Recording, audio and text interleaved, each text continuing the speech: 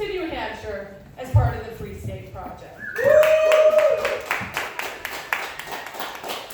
So we're called porcupines. We're called porcupines because porcupines are peaceful creatures who, a side note, actually pee on each other to have sex. I've always wondered about how porcupines have sex with quills, but that is the answer to the question you never knew you wondered about. So what do porcupines do? Pretty much whatever they want.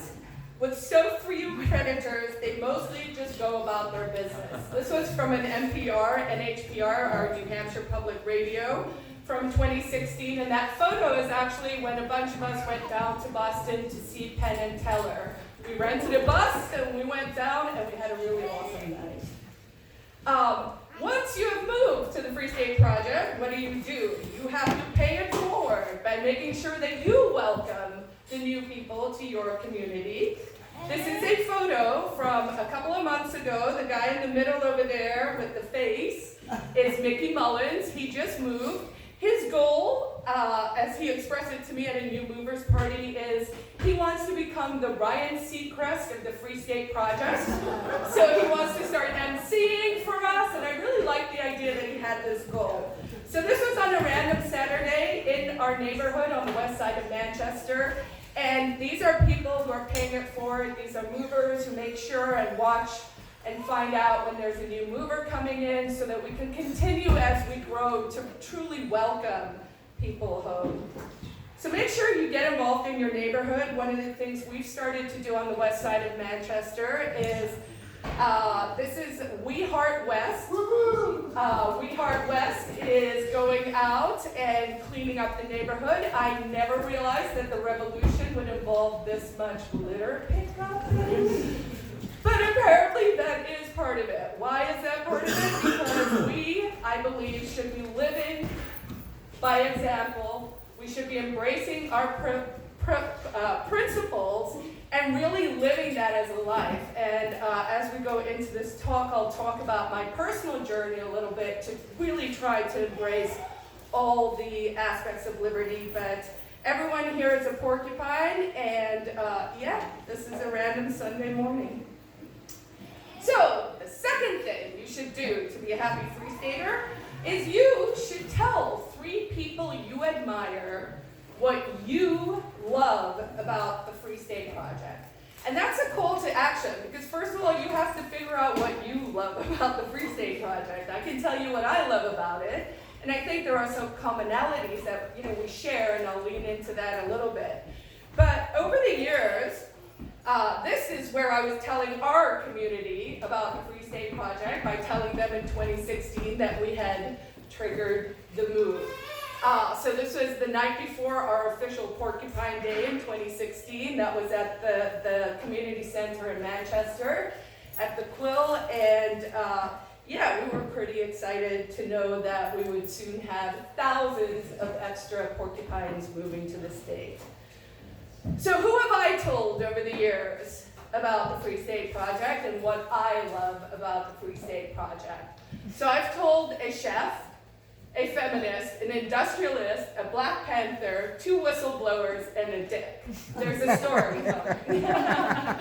All right, a chef, Anthony Bourdain. As many of you know, I'm a foodie. I love to cook. I'm a chef. I think food and food freedom is actually part of a libertarian philosophy. The only peaceful revolution worldwide that I've ever been able to identify is the spread of vegetarianism across the globe.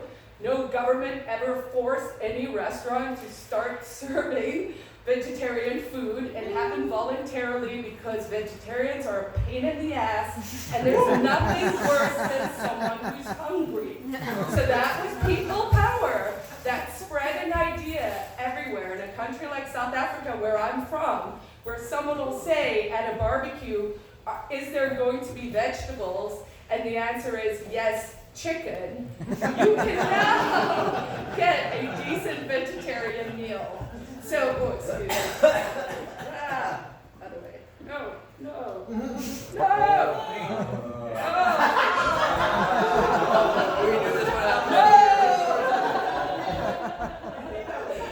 Yeah, I haven't finished the second paragraph. Sorry.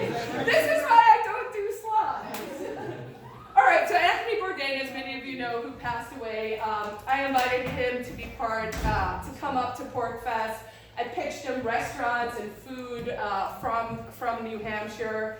The feminist, of course, was Naomi Wolf. Naomi Wolf came out and spoke at Liberty Forum several years ago. Why would I bring someone who's sort of more a lefty feminist out? Well, first of all, I started reading her when I was in college 25 years ago. I reckon if she's still around and people are still listening to her, maybe she has something to say. But also, maybe we can teach her. Yes.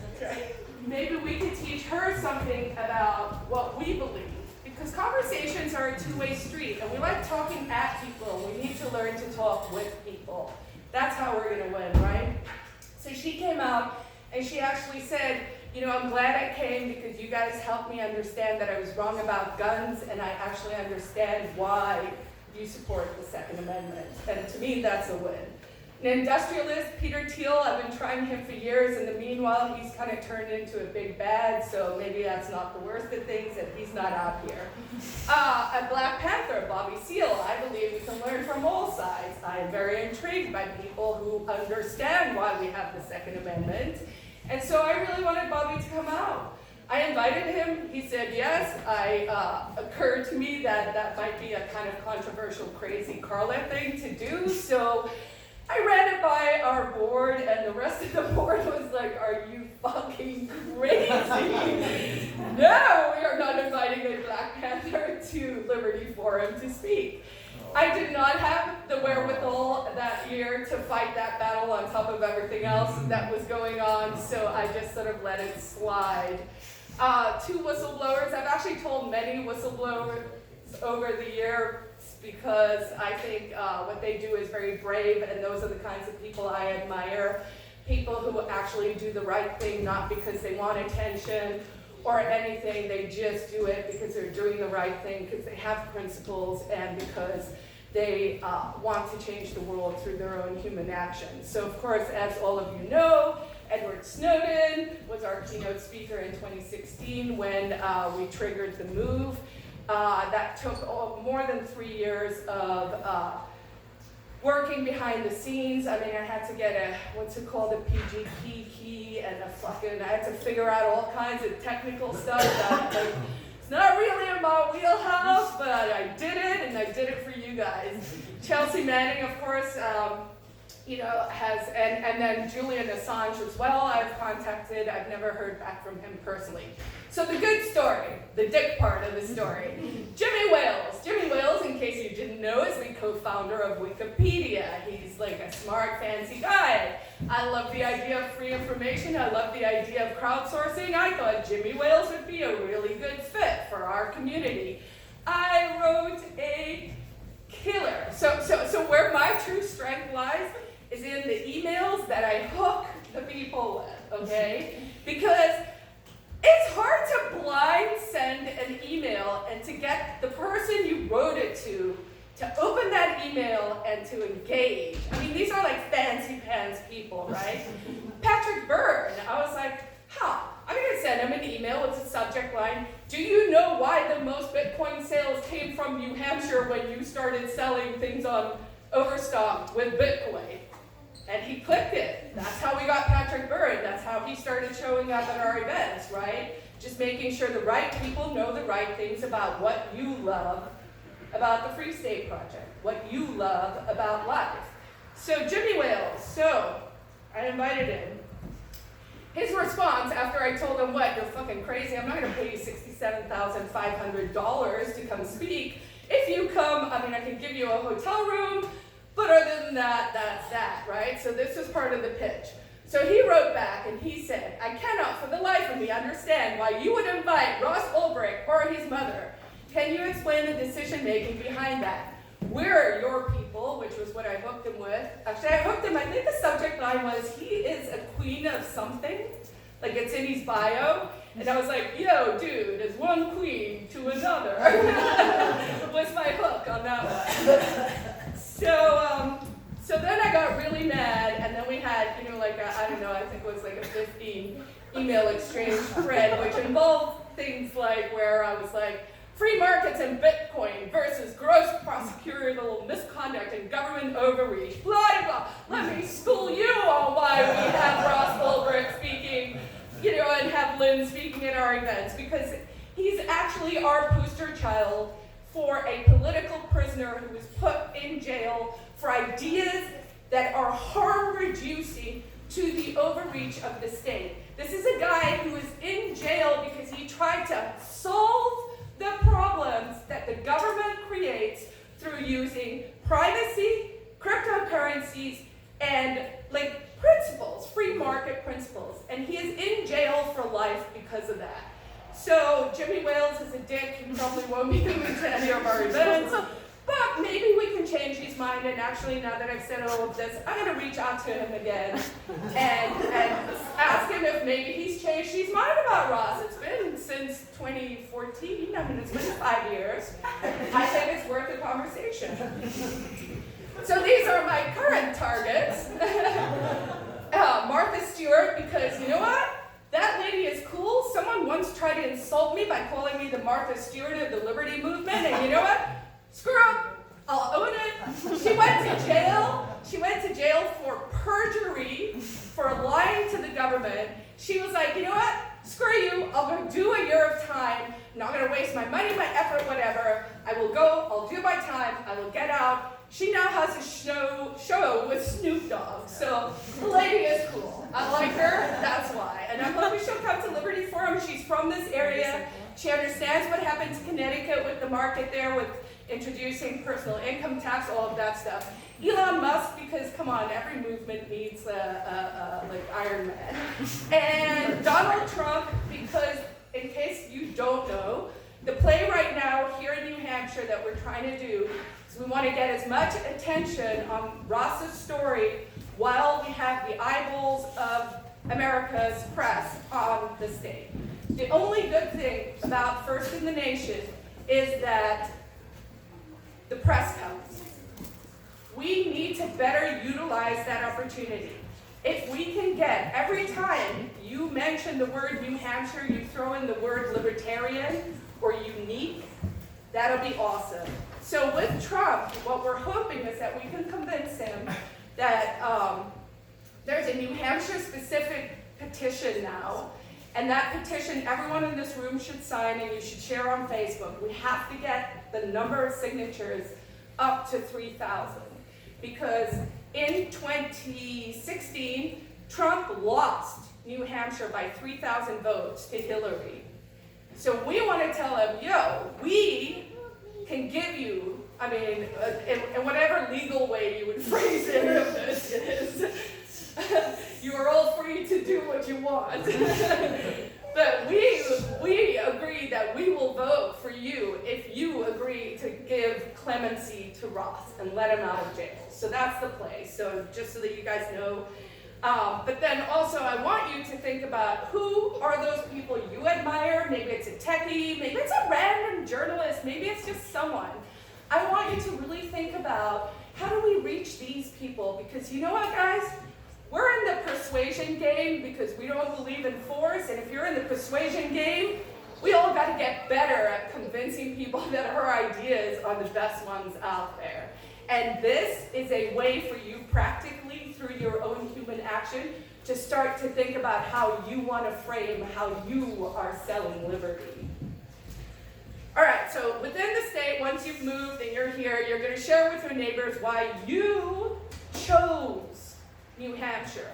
We uniquely are choosing to live here and then embracing our neighbors who live here for the same reasons, for the reasons that they love it here, right?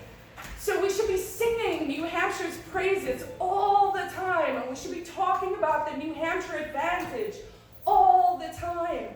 This is a beautiful state. Do you guys know how lucky we are to live here? You drive around and it's really breathtaking. You can see water and beautiful sunsets and trees and lots and lots and lots and lots of trees. But it's really, it's awesome. It's literally like the Switzerland of America, right? We have those economic similarities, and I'd like us to lean way more into that Switzerland Yankee hum ideas, right? So we should be talking about the low taxes, the living within our means, the personal responsibility, the things that are uniquely New Hampshire. And I'm going to work on this. This is a soft goal. I mean, I'm not spending time on this, but I want, well, actually, one day I want to run the tourism board for New Hampshire because I think that could be kind of a fun job, and I think I'd be awesome at it. And if I don't get this done before then, I want New Hampshire's tourism slogan to become "Enter at own risk." Think about that. That is really cool because that encompasses everything we truly believe, right? Like risk and reward is part of how we think about the world. And this whole victimhood crap is part of the problem we have. We're creating an entire generation of people who are just like depressed and sad, and we can do better, and we're doing better here. So, how can you help? If you live locally, write letters to the editor, guys. I can't tell you in the almost 12 years we've been here, I mean, they'll only publish one a month if you're a really regular contributor, but it is a really good way, once again, also just to hone how you even think about things and how you best want to communicate your messages. There are a ton of podcasts coming out from here. Get them if you have a podcast like mine called Told You So. We are on episode 10. Woohoo! That's me and Brink, and I'm really actually enjoying it, and I hope we can get a following and maybe even make some money at some stage. If you listen to the radio, call in. If you listen to NHPR, call in. There was a time where there were a bunch of us. We were, some of us had like fake names and accents and stuff, and we were like going for it, man. There'd be like, one time I was like, it was Matt from somewhere, and I'm like, is that Brink? Is that Brink Slattery on the NPR? Anyway, and it was him. So, I mean, it's a cool, easy way to spread your message. And then also the other thing is, a lot of people say to me, oh no, shit. Don't touch it. People say to me, oh, I don't have time for a letter to the editor, or I don't, blah, blah, blah. But then I'll see like these really thoughtful, intelligent comments on social media. And I'm like, if you've written something that's more than a paragraph, like a letter to the editor is only 250 words max. It's short. And not as short as my 30 minutes. So if you wrote a long comment on social media, just copy and paste it and send it as a letter to the editor. Like just duplicate your efforts. Like you don't have to reinvent the wheel. Just take the things you're doing and lean into them. All right, hold on. Support local, so support your local businesses. And honestly, if you're gonna move here, you gotta learn to love winter. The best tips I can give you are do not look at fall and go, oh no, I'm gonna get depressed because winter's coming. Fall is the best time of the year. It's this time of the year, and it lasts till Christmas. Let's say that because then we make winter really, really short. And you just have to love this time of the year, and you have to love winter, and you can do that by getting into winter sports, doing the ice capades, and get the right underwear stuff, like woolen, hot, fleecy stuff. Don't wait. Do it the first year, and definitely get wool socks. Okay. I genuinely mean these things. If you're in this room, if you're a mover and you don't subscribe to New Hampshire Magazine, the editor there is a friend of the Free State Project, as well as your print newspaper. You should be subscribing to both those things. I actually physically do mean the print stuff because you know what? Our devices are driving us crazy, and I would like to encourage everyone in this room to make a concerted effort to spend a little less time on your screens. And one way to do that is to read your local media on paper, and actually we would keep those. I think newspapers are important. Call me old-fashioned. I would like New Hampshire to continue to have a print newspaper. Go to the Bardock Farms local market days and your local farmers markets. Tomorrow. And tomorrow right here at the Praxium, starting at 10 a.m., we'll say, 9 a.m. 11. There we go. And become a regular somewhere, because you know what? It's a lot harder for the haters to hate on us when people know you. And they're just like, what? So what? No, she buys her whatever here every week. Why should we make friends with people? Drew Klein used to be the editor, the union leader. This was the last op-ed he wrote. He went out saying, if Free Staters can help it, everything in New Hampshire will be awesome. I took him at his word that we are going to keep New Hampshire awesome. You can buy these, by the way, at the end for $5. So that's what he went out on. Why? Because I built a relationship with him. I was a trustworthy person. I put my reputation on the line. The one over there, that's New Hampshire Magazine. So if we show them some love, they will continue to show us some love. This is my office at home. This is just to brag at all the cool shit I've done over the years. Because, sometimes I'm not sure people remember. But, yeah. So this was a lot of fun putting up, and it put me in the right headspace. So I'm also here to encourage everyone to gain mastery of something, but preferably something that is a local liberty issue. So my mastery sadly developed into being an expert on police accountability, open, transparent government, when the cops are murdering people, when they put up cameras and surveillance, like all the shitty stuff. And I actually tried to walk away from that because it's super stressful, right? And I had to learn and grow and find the right balance, and we'll talk about that in a sec. But basically, so this is something I'm an expert on. But what's cool about that is I get invited to sit on panels at universities. I get to go to local areas where it'll just be, 10 Republicans in a room who are all law and order dudes, but they want to talk about the lockdowns, and you can have a cogent conversation and actually change their minds. So you need to figure out what issues float your boat, and then you need to start doing something about it. This, is about our own personal human action. I'm just here to dial it up and to try and encourage and inspire you guys to get some shit done. So, if you're not sure what floats your boat, you could do like I did for 10 years, and you can attend a protest or 20 while you figure it out. So here we are, protesting the Concord Bearcat. This is back in the day. More Mayberry, less Fallujah. Thanks, but no thanks. That's a group online on Facebook. If you are for ending police militarization, come find us on that group. Police should not militarize. What did we learn there? First of all, that Louis looks very handsome in this suit. That we need to make better signs, and so these are the things that we learn over the years. You're like, oh crap, and sometimes you don't learn. Okay, so police state, this was when we had the West Side lockdown in 2016. We made a huge stink about that. So that was an issue. Here is where we were fighting the HB 628. That was the original introduction of the income tax backdoor by calling it a family leave program. This was 3 years ago, before anyone was really even on board about it. My favorite sign that I'm holding over there is, I'm so mad I made a sign. Here we are at some super crash of cultures. This was up at the State House, I believe last year or the year before. I was running for Senate at the time. I was also very adamantly, as you can see, pro-gun and anti-war. I like these two ideas together because I think there's something that makes people think and kind of shakes them up, and it starts a conversation. We were there for a 420 rally. I had my Senate stuff.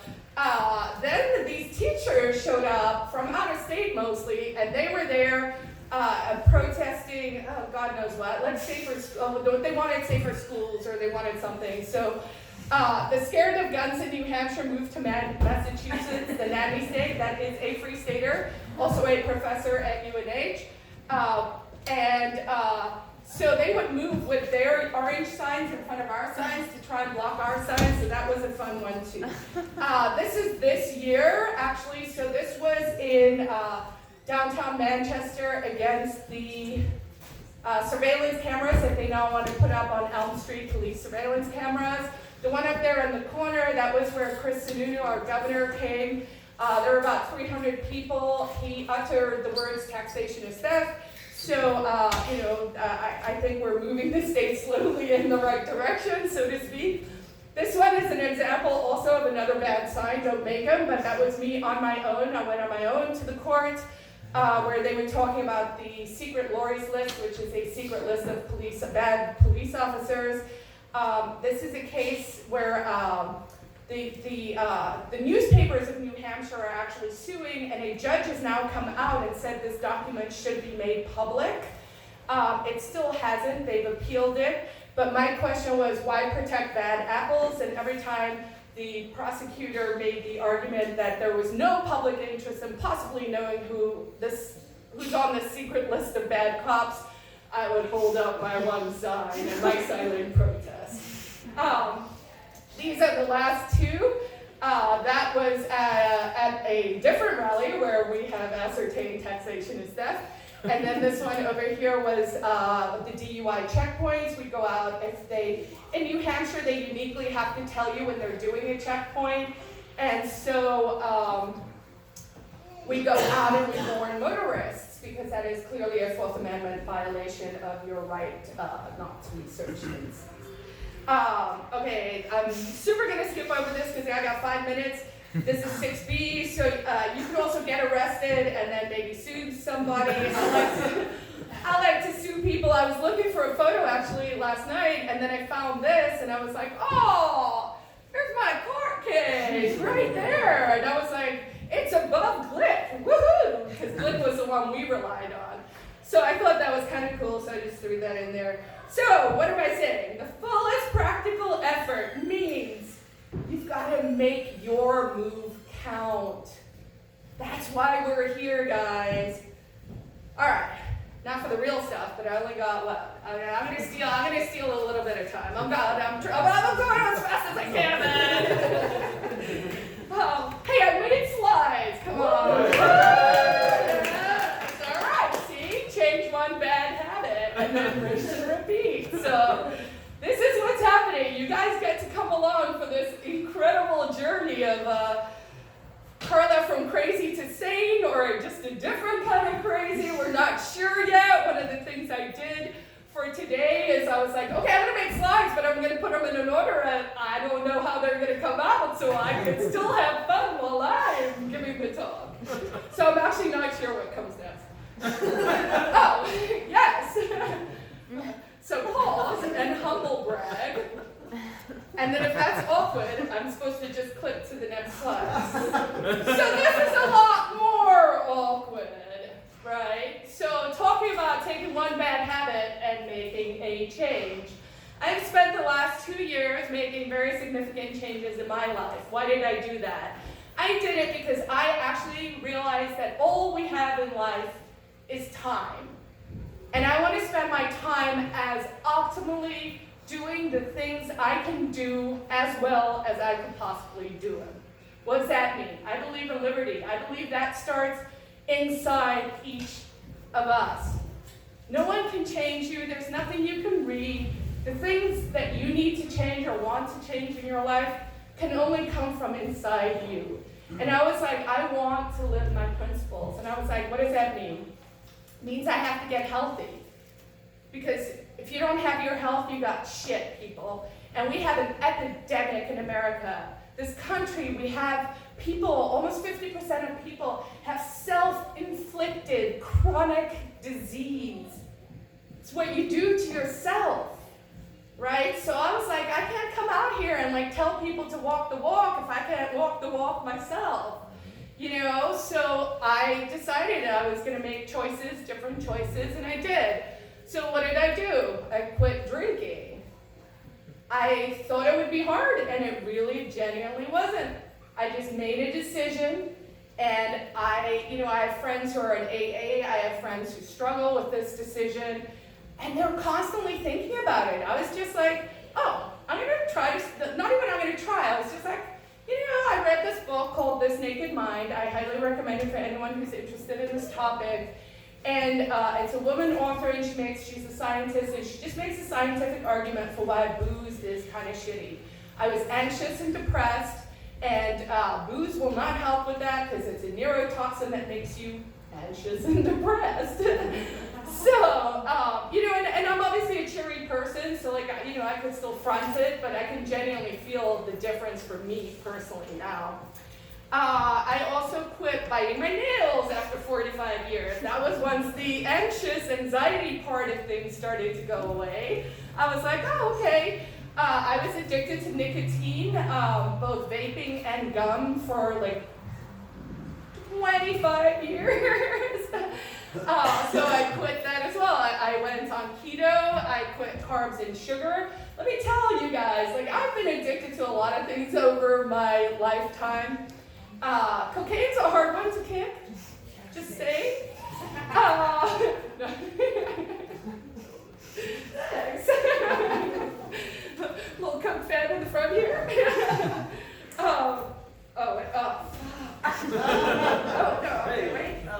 Okay, well, just leave it here. But okay, so two like life hack things that I discovered that like really worked well for me, where I was kind of like, duh. And I think honestly, for people, everyone's on their own journey and they got to figure it out for themselves, right? I can just tell you what works for me. Maybe some of that resonates with you. Maybe you find something else for you.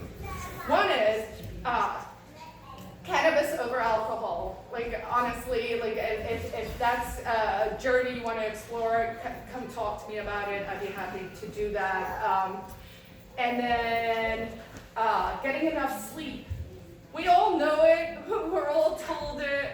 We all, ignore it. And as someone who never got enough sleep, I cannot tell you what a difference it makes when you do that. For no other reason than from a scientific reason, your brain needs to sleep in order to detox, literally, to get rid of toxins in your brain. Like the enzyme, things just need to flush in and out. So if you can find more time to sleep, it's in your control, find that time. And then for me personally, also journaling. I don't like making lists, but it's become like a soft way where I can make lists and I sort of set goals for the next day and I just tick them off and I'm like, I'm doing it organically without like having that sort of rigid system that I fight against. Then lastly, this is the 8th tip, so I will only be a few minutes over. I could have, spent more time. You also have to learn how to fail spectacularly, and then you gotta just get up and do it again. I've been pretty successful my whole life. I'm not used to a public life, and I certainly wasn't used to failing publicly. You're out. Oh, I'm out of the program? Face down. That's awesome. No, there are more, but it's okay.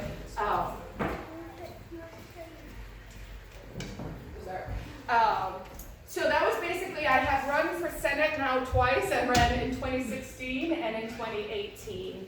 In 2016, I got 40% of the vote, which I felt pretty good about. And then I realized, those are like those 40% of in the bag Republicans that will just vote down the ticket. Like, no one was voting for me.